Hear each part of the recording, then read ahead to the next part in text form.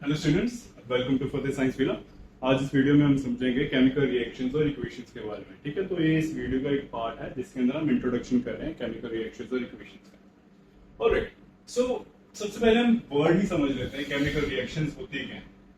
अभी ज्यादातर आपको बच्चों को पता होगा कि केमिकल रिएक्शन क्या होती है, हम फिर भी एक जनरल डिस्कशन कर लेते हैं। सो केमिकल रिएक्शन एक ऐसी रिएक्शन होती है जो दो केमिकल्स के बीच में होती है। ठीक है, सिंपल थिंग। तो इसमें दो या दो से ज्यादा केमिकल्स कंबाइन करते हैं कुछ नया बनाने के लिए। ठीक है, अब ये जो कुछ नया बनेगा वो एंटायरली डिफरेंट होगा प्रीवियस वाले जो हम कंबाइन कर रहे थे उनसे। ठीक है, अब इसकी शक्ल अलग हो सकती है, उसका रंग अलग हो सकता है, उसका रूप अलग हो सकता है। ठीक है, उसको हम केमिकल रिएक्शन बोलते हैं। ऑलराइट, तो केमिकल रिएक्शन क्या होती है दोबारा? A chemical reaction is a process in which one or more substances combine together to form new substances और products with different properties, that is called a chemical reaction. अब एक chemical reaction के अंदर क्या होगा? फॉर एग्जांपल अगर हमारे पास एक रिएक्टेंट है, ठीक है, जो चीजें कंबाइन कर रही हैं, जो चीजें दो चीजें दो या दो से ज्यादा चीजें जो केमिकली रिएक्ट कर रही हैं एक दूसरे से, उनको हम रिएक्टेंट्स बोलते हैं। अब दो रिएक्टेंट्स कंबाइन करके जो बना रहे हैं नया, उसको हम प्रोडक्ट बोल देंगे। ठीक है, तो फॉर एग्जांपल अगर हमारे पास एक रिएक्टेंट है A और हमारे पास एक रिएक्टेंट है B, ठीक है, आप जनरली हम इनको ऐसे रिप्रेजेंट नहीं करेंगे, मैं आपको आगे बताऊंगा कैसे इनको अच्छे से रिप्रेजेंट करना है। ठीक है, अभी आपको समझ में आ जाए, थोड़ा पिक्चरी सी चीज हो जाए, तो इसलिए मैं ऐसे बना। अब A और बीच में एक बॉन्ड है, ठीक है, दोनों दोस्त हैं, ठीक है, काफी अच्छा सा बॉन्ड है। अब क्या होता है, एक C आ जाता है बीच, ठीक है। अब C क्या करता है, वो केमिकली रिएक्ट करने की कोशिश करता है A और B के साथ। अब C जो है वो काफी स्ट्रांग है, वो क्या करता है, ऐसी बात फुसफुसा देता है A और B के बीच में कि इन दोनों के बीच में लड़ाई हो जाती है और इनका बॉन्ड टूट जाता है। ठीक है, अभी क्या होता है, B को C की बात अच्छी लगी, B ने क्या किया, उसको C के साथ बॉन्ड बना दिया, नया बॉन्ड। ठीक है, अब क्या हुआ इसके अंदर, एक हमारा बॉन्ड टूटा, एक हमारा बॉन्ड नया फॉर्म हुआ। ठीक है, अब कोई भी केमिकल रिएक्शन के अंदर क्या होता है, कुछ पुराने बॉन्ड्स टूटते हैं और नए बॉन्ड्स बनते हैं। ठीक है, अब इस केमिकल रिएक्शन के अंदर एनर्जी चेंजेस भी आते हैं। फॉर एग्जांपल, या तो एनर्जी रिलीज होगी या हमें इसे एक एनर्जी देनी पड़ेगी। इसके बारे में भी हम आगे पढ़ेंगे। इन टाइप ऑफ रिएक्शंस को एंडोथर्मिक और एक्सोथर्मिक रिएक्शन बोला जाता है। बट अभी आपको इन भारी भारी शब्दों को समझने की जरूरत नहीं। अभी आप सिंपल ये समझो, ए और बी हमारे पास एक रिएक्टेंट था, एक सी रिएक्टेंट आया। सी एक पावरफुल रिएक्टेंट है, उसने बी के साथ एक नया बॉन्ड बना दिया और प्रीवियस जो ए के साथ बॉन्ड था वो टूट गया। ऑलराइट, अब हम इसको एक केमिकल रिएक्शन में कैसे लिखेंगे? ए भी थे हमारे पास, साथ में सी आया, ठीक है, और इसने क्या बनाया, ए और बी सी। ठीक है, अभी मैं इसको हर एक चीज इसमें आपको डिटेल में बताने लगा हूं कि ये चीजें क्या है और मैंने ऐसे ही क्यों लिखा है इसको। ठीक है, सब हम इसको डिस्कस करते हैं। अब एक प्रैक्टिकल एग्जांपल हम डिस्कस कर लेते हैं। फॉर एग्जांपल, अगर मेरे पास एक मैग्नीशियम रिबन है, क्या है हमारे पास, मैग्नीशियम रिबन। मैग्नीशियम एक मेटल है, उसका एक रिबन है हमारे पास। ठीक है, अब हमने इसको क्या किया, हमने इसको बर्न करना चालू कर दिया। ठीक है ना, इसकी रिएक्शन भी आपको वीडियो में दिखा था, जैसे कि आप वीडियो के ऊपर देख सकते हैं। इसके अंदर हमारे पास एक मैग्नीशियम रिबन है, हमने उसको बर्न किया। अब आप इसमें देख सकते हो, इसमें मैग्नीशियम ऑक्साइड बन रहा है साथ साथ। ऑलराइट, चलो वापस आते हैं इस वीडियो में। तो हमारे पास क्या था, मैग्नीशियम रिबन। अब मैग्नीशियम रिबन किसके साथ रिएक्ट किया, हवा में जो ऑक्सीजन थी, ये क्या हो गया हमारे रिएक्टेंट। रिएक्टेंट्स, अब ये दो रिएक्टेंट्स कंबाइन कर रहे हैं एक दूसरे के साथ, तो मैंने प्लस का साइन यूज कर लिया। ठीक है, अब क्या फॉर्म कर रहे हैं ये, हम हमेशा एरो यूज करेंगे। एरो किस लिए यूज होता है, डायरेक्शन को बताने के लिए कि किस डायरेक्शन में हमारी रिएक्शन मूव कर रही है ओवरऑल।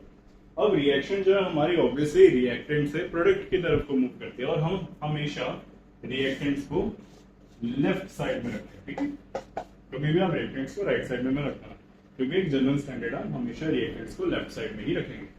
ऑलराइट, अभी आगे बढ़ते हैं। एरो बनाया किस लिए? डायरेक्शन को समझाने के लिए। किस डायरेक्शन को चल रही है? प्रोडक्ट्स की डायरेक्शन। ठीक है, ये हमारे प्रोडक्ट्स बना रही है। अब इसके अंदर प्रोडक्ट क्या बनेगा? मैग्नीशियम कंबाइन किया ऑक्सीजन के साथ, ठीक है, जैसे बी कंबाइन किया था सी के साथ, तो इसमें हमारा बनेगा Mg। अब इसमें एक छोटी सी गलती है। क्या गलती है? अब हवा में अगर मैं सिंपली बोल रहा हूं ऑक्सीजन के साथ रिएक्ट किया, इससे सीधा सीधा हमें पता चलना चाहिए कि जब मैंने बोला कि ऑक्सीजन के साथ रिएक्ट किया, अब उस ऑक्सीजन के साथ ही रिएक्ट करेगा जो हवा में नेचुरली अकरिंग है। अब हवा में नेचुरली ऑक्सीजन अकेला नहीं पाया जाता, हमारा पाया जाता है फूड। ठीक है, ये चीज का ध्यान रखना। टीचर हमेशा बोलेगा कि मैग्नीशियम ऑक्सीजन के साथ रिएक्ट किया। अब इसमें जो ऑक्सीजन के साथ रिएक्ट किया है, अकेला ऑक्सीजन ही नहीं, ये है O2 जो नेचुरली अकरिंग, जो नेचुरली तरीके से हवा में पाया जाता है। मैग्नीशियम कंबाइन किया ऑक्सीजन के साथ और इसमें फॉर्म किया MgO। देखने में सब सेटल डाउन लग रहा है ना, सॉर्ट आउट, पर इसमें अभी भी एक छोटी सी गलती है। देखो, एक मैग्नीशियम, दो ऑक्सीजन, एक मैग्नीशियम और एक ऑक्सीजन। अब जानने की बात यह कि एक ऑक्सीजन गया कहां? क्या वो कहीं बेचारा छुप गया या कहीं चला गया, सैर सपाटे पे चला गया ना? ऐसी बात नहीं है। इसमें एक और बहुत इंपॉर्टेंट कंसेप्ट आता है, हमने इस पूरी इक्वेशन को बैलेंस करना है। हमने इस पूरी इक्वेशन को बैलेंस करना। अब बैलेंस से क्या मतलब है? ठीक है, हम तराजू लेते हैं, ठीक है, इसका हम एक वेट रखते हैं, इसका हम एक वेट रखते हैं, ठीक है। अगर कोई दोनों वेट बराबर है तो ये तराजू बैलेंस रहेगा। बट अभी हमारा रिएक्शन का तराजू बैलेंस नहीं है, हमारा एक ऑक्सीजन बेचारा मिसिंग है। ठीक है, तो हम इसको कैसे करेंगे? सबसे पहले आप इसमें ये देखो कि हमारा क्या ऑर्डर है। और एक ऑक्सीजन, अगर मैं ये बोल दूं कि हमारे दो मैग्नीशियम ऑक्साइड बने तो हमारे दो ऑक्सीजन पूरे हो गए। बट इसमें अभी क्या दिक्कत आ रही है? अब मैग्नीशियम हमारे डबल हो गए, यहाँ पे सिंगल है, हम क्या करेंगे? इसको भी डबल करेंगे। यार अभी इतना टेंशन लेने की जरूरत नहीं, अभी आप सिर्फ मजे लो। ठीक है, आपको कैसे बैलेंस करनी है इक्वेशन, आपको पहली चीज क्या देखनी है रिएक्शन के अंदर बैलेंस करने के लिए, फिर कौन सा स्टेप लेना, हम हर एक चीज के बारे में डिस्कस करेंगे आगे। अभी आप सिंपली मजे लो, देखो क्या चीज चल रही है, रिएक्शंस को समझो, रिएक्शंस होती है। ऑलराइट, अब इसके अंदर हमारे पास दो मैग्नीशियम है, दो मैग्नीशियम, दो ऑक्सीजन है, दो ऑक्सीजन। ठीक है, सब कुछ बैलेंस हो गया। अब हमारी रिएक्शन एक कंप्लीट बैलेंस्ड केमिकल रिएक्शन है। ठीक है, अगर हम इसमें उसकी स्टेट भी मेंशन कर दें तो क्या है? मजा। ठीक है, ऑलराइट, अब इसमें सब कुछ बैलेंस है, मैग्नीशियम बैलेंस है, ऑक्सीजन बैलेंस है। तो अब ये रिएक्शन क्या बोल रही है कि आपने एक ऑक्सीजन के साथ, रिमेंबर एक ऑक्सीजन मींस ऑक्सीजन जो नेचर में नेचुरली अकरिंग है, एक ऑक्सीजन के साथ आपने दो मैग्नीशियम को कंबाइन किया, जिसकी वजह से हमारे पास मैग्नीशियम ऑक्साइड फॉर्म हो गया। कितनी क्वांटिटी में? दो क्वांटिटी। ठीक है, सब सेट है। चलो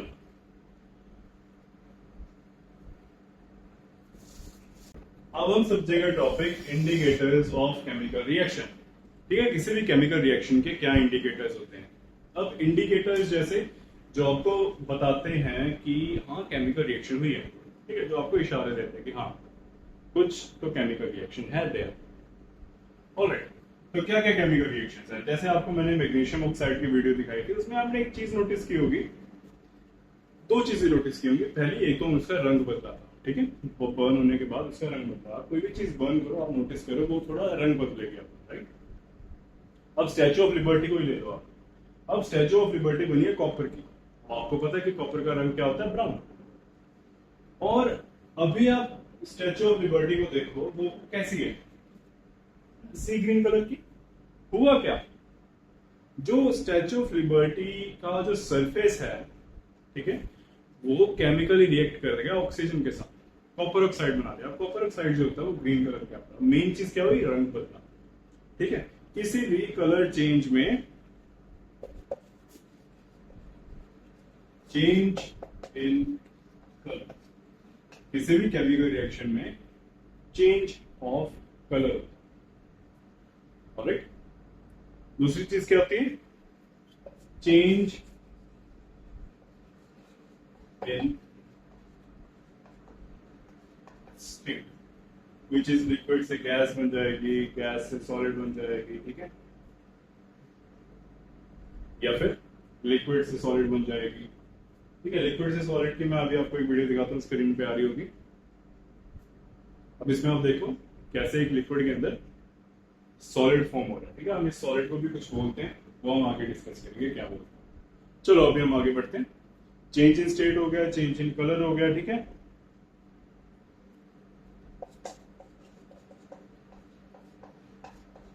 एवोल्यूशन ऑफ गैस, गैस के फॉर्मेशन। इसके अंदर क्या होता है, बबल फॉर्मेशन होती है या फिर झाग बन सकती है। तो इस टाइप ऑफ रिएक्शन को भी हम केमिकल रिएक्शन के अंदर लेके आएंगे कि हो सकता है कि इसके अंदर केमिकल रिएक्शन हुई हो। इंडिकेटर्स है। अब अभी आप अगर देखो सोडियम को, शायद आपको पता हो कि अगर हम पानी में डालें क्या होता है, हीट निकलती है, आग निकलती है। ठीक है, उसमें क्या होता है, सोडियम जो है केमिकल रिएक्ट कर रहा होता है वाटर के साथ। ठीक है, हम क्या बोलते हैं, टेम्परेचर चेंज।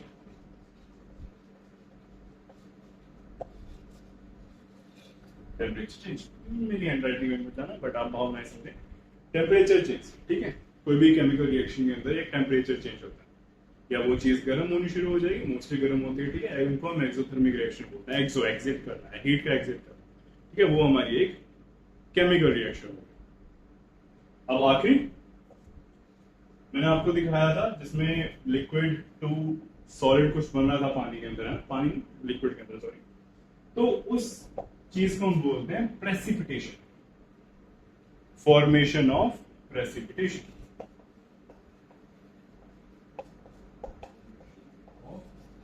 प्रेसिपिटेट,